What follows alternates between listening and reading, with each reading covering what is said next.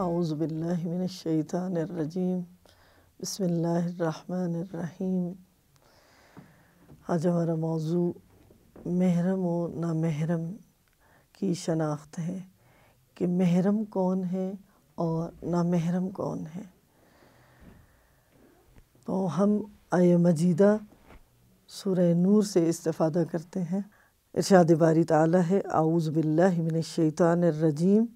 بسم اللہ الرحمن الرحیم۔ پہلے حجاب کی بحث بتاتے ہوئے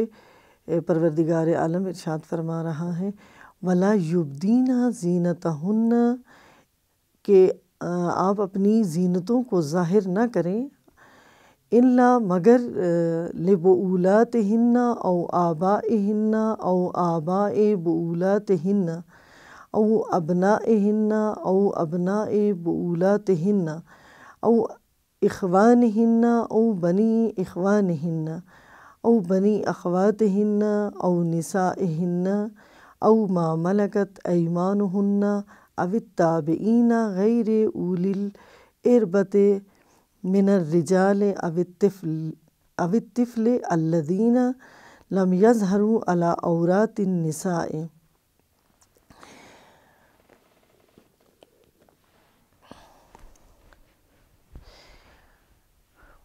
قرآن مجید میں ارشاد باری تعالیٰ ہے کہ عورتیں اپنی زینت کو ظاہر نہ کریں، مگر چند محرم بتا رہا ہے کہ ان کے سامنے اپنی زینت کو ظاہر کر سکتی ہیں، جس میں سب سے پہلے کہا کہ اپنے شوہروں کے سامنے اپنی زینت کو ظاہر کر سکتی ہیں، یا اپنے باپ کے سامنے، آباء و اجداد کے سامنے، یا اپنے شوہروں کے باپ آباء و اجداد کے سامنے، یا اپنے بیٹوں کے سامنے، یا اپنے شوہروں کے بیٹوں کے سامنے، یا اپنے بھتیجوں کے سامنے اور اپنے بھائیوں کے سامنے، یا اپنی بہنوں کے سامنے اور بھانجوں کے سامنے، یا اپنے بھانجوں کے سامنے، یا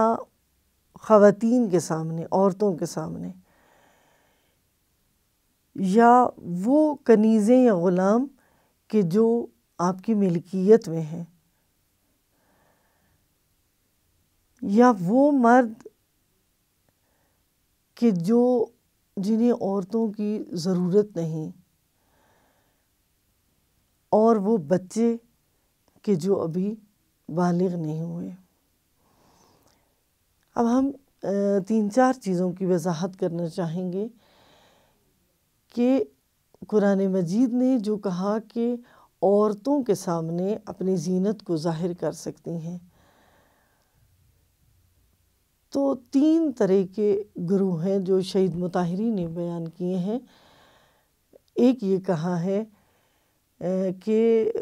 لوگ 3 طرح کے اقوال بیان کرتے ہیں کہ پہلا یہ کہ عورتوں کے سامنے، اس میں کیا ہے کہ ساری ہی عورتیں آ جاتی ہیں، کہ ساری عورتیں محرم ہیں،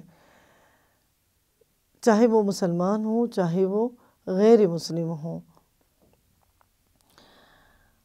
دوسرا کہا کہ نہیں، صرف مسلمان عورتیں محرم ہیں اور غیر مسلم نہیں۔ تیسرا کہا کہ گھر میں کام کرنے والی کنیز وہ محرم ہے، لیکن بعض لوگ گھر میں کام کرنے والی سے مراد لیتے ہیں، اور لیکن اس کا اصل مطلب کنیز ہے کہ جو آپ کی ملکیت میں ہے، یا اسی طرح سے غلام،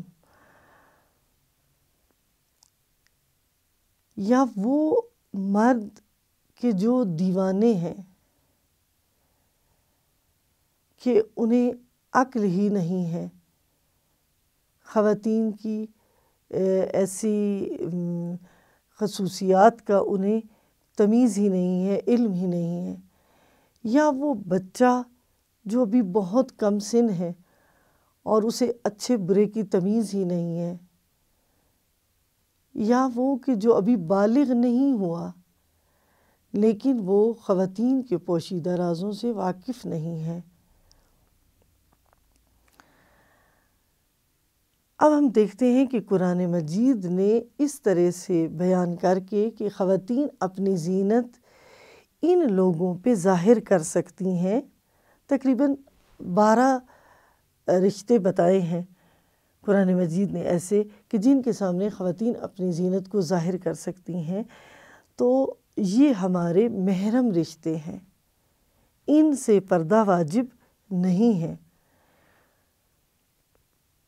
لیکن ہم دیکھتے ہیں کہ معاشرے میں اس سے بالکل الٹ ہوتا ہے کہ ان محرم رشتوں کے علاوہ خالو کو، پھپھا کو، بہنوئی کو، ان سب کو بھی محرم کی فہرست میں ہم لے آتے ہیں،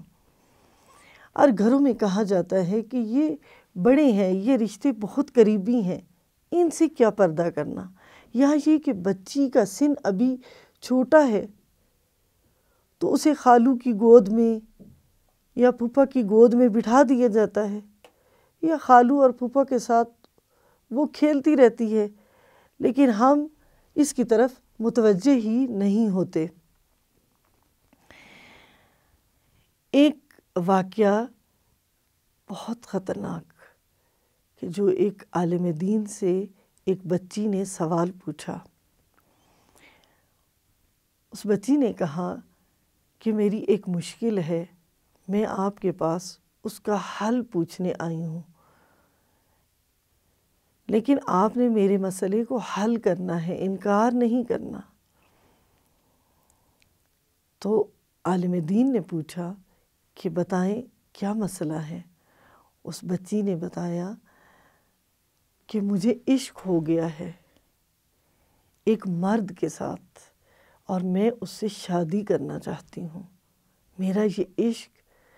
بہت بڑھ گیا ہے، اب میں اس سے شادی کے بغیر رہ نہیں سکتی، اور نہ ہی وہ مجھ سے شادی کے بغیر رہ سکتا ہے۔ تو انہوں نے پوچھا کہ بیٹی آپ کی عمر کیا ہے؟ کہا کہ 16 سال۔ اور پوچھا کہ جن سے عشق ہو گیا ہے ان کی عمر کیا ہے؟ تو کہا کہ 60 سال سے کچھ اوپر ہیں۔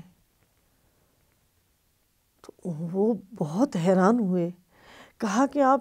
اس کے لیے پریشان نہ ہو، اس کی پرواہ نہ کریں، بس مجھے شادی کرنی ہے۔ مشکل یہ ہے کہ جن سے مجھے عشق ہو گیا ہے وہ میرے خالو ہیں، اب میں کیا کروں کہ میں خالہ میری اس گھر میں موجود ہے، اور میرے خالو نے خالہ سے کہا ہے کہ اگر تم مجھے اجازت دے دو تو ٹھیک ہے، ورنہ میں تمہیں طلاق دے دوں گا، لیکن اس سے شادی ضرور کروں گا تمہاری بھانجی کے ساتھ۔ ان عالم دین نے پوچھا کہ یہ کیسے پیش آیا، وہ تو آپ کے نامحرم تھے، آپ کو ان سے عشق کیسے ہو گیا؟ کہا کہ میں چھوٹی سی تھی تو میں ان کی گود میں چلی جایا کرتی تھی، میری امی بھی اس پر پریشان نہیں ہوتی تھی، مجھے منع نہیں کرتی تھی، پھر تھوڑی بڑی ہوئی تو میں ان کے ساتھ بال کے ساتھ کھیلتی رہی، وہ کبھی بال میرے منہ پہ مارتے تھے، چہرے پہ، کبھی میرے بدن پہ، کبھی کہیں، لیکن میں آہستہ آہستہ بڑی ہوتی گئی اور مجھے ان کی اس کھیل کے اندر کچھ پیغامات ملنے لگے، آہستہ آہستہ میری توجہ ان کی طرف ہونے لگی، اور وہ بھی میرے سے ایک اور طرح کا پیار کرنے لگے، اور اب اس پیار کی شدت میں بہت زیادہ اضافہ ہو گیا ہے، اور میں انہیں چھوڑ نہیں سکتی۔ یہ بات جب اس بچی کی والدہ کو پتہ چلی تو والدہ سکتے میں آ گئیں۔ دیکھیں یہ ایسا کیوں ہوا؟ ایسا اس لیے ہوا کہ ہم نے محرم و نامحرم کی تمیز ختم کر دی۔ ہم نے خالو کو بھی محرم سمجھ لیا، ہم نے پھوپھا کو بھی محرم سمجھ لیا۔ تو جب تک ہمارے گھروں میں، ہمارے خاندانوں میں، ہمارے معاشروں میں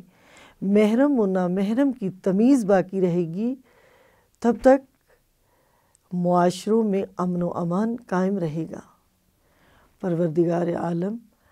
ہمیں محرم و نامحرم میں تمیز قائم کرنے کی توفیق عطا فرمائے۔ وصلی اللہ علی محمد۔